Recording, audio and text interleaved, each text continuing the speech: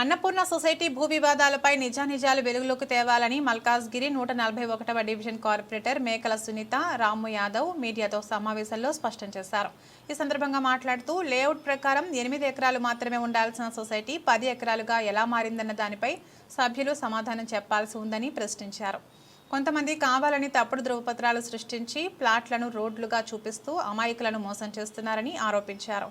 గత 5 సంవత్సరాలుగా డివిజన్ పరిధిలో కోట్ల రూపాయల అభివృద్ధి పనులు జరిగాయని గుర్తు చేస్తూ కొన్ని వర్గాలు రాజకీయ కక్షతో తప్పుడు ప్రచారం చేస్తున్నాయని పేర్కొన్నారు.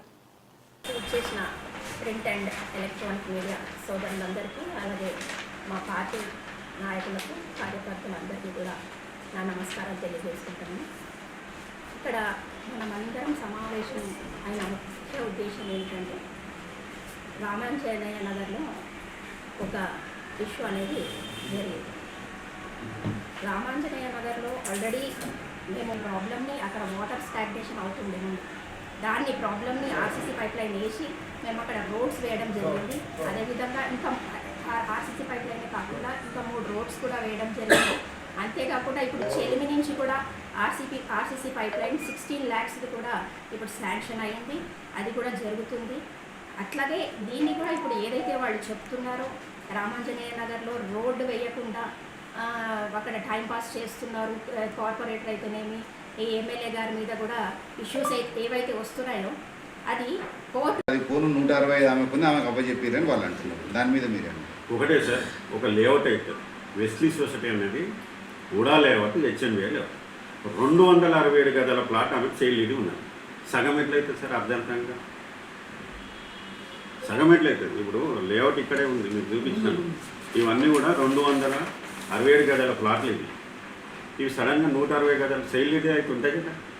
నేను గతంలో కూడా ఒక పత్రిక విలేకరి అక్కడ పోయి ఒకటి పెట్టిండు, స్పాట్కి వెళ్ళి ఒక పెట్టిండు. అదే మేడం మళ్ళీ ఆ పత్రిక విలేకరికి ఫోన్ చేసి నాది కూడా తీసుకోమంటే ఇప్పటి వరకు మరి అది ఏం జరిగిందో నాకు కూడా తెలియదు. నేనేమన్నంటే మీకు ఆమె నంబర్ ఇస్తాను, ఒకసారి ఆమెను ఫీల్డ్ మీకు పిలిపించుకోరు, ఏం జరిగిందని ఆమె కూడా చెప్తుంది కదా. ఒకటే సైడ్ కాదు కదా.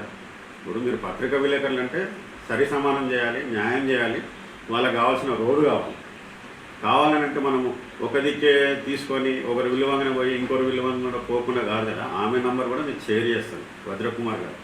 ఆమె కూడా ఏం చెప్తుందో చూడండి, ఆమె బాధ కూడా వినండి. ఆమె డైరెక్ట్ ఫీల్డ్కి వస్తుంటుంది, ఆమె ప్లాట్ మీద నిలబడి మాట్లాడుతుంటుంది.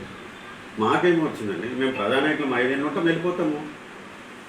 ఎలా ప్రాబ్లం అన్నపూర్ణ సొసైటీ క్రియేట్ చేసింది. ఇక్కడ ప్రాబ్లం క్రియేట్ చేసిన వ్యక్తులు అన్నపూర్ణ సొసైటీ వ్యక్తులు, పెద్ద మనుషులుగా చలామణి అవ్వుకుంటూ ఏ పార్టీ రూలింగ్లోకి వస్తే అలా పోకుంటూ వాళ్ళ జాగాలు కాపాడుకోనికనే ఇలా అన్నపూర్ణ సొసైటీ వాళ్ళు చేసే ఎత్తుగడలే ఇవి. వాళ్ళు బాగుండాలని చెప్పి, వాళ్ళ సొసైటీ బాగుపడాలని చెప్పి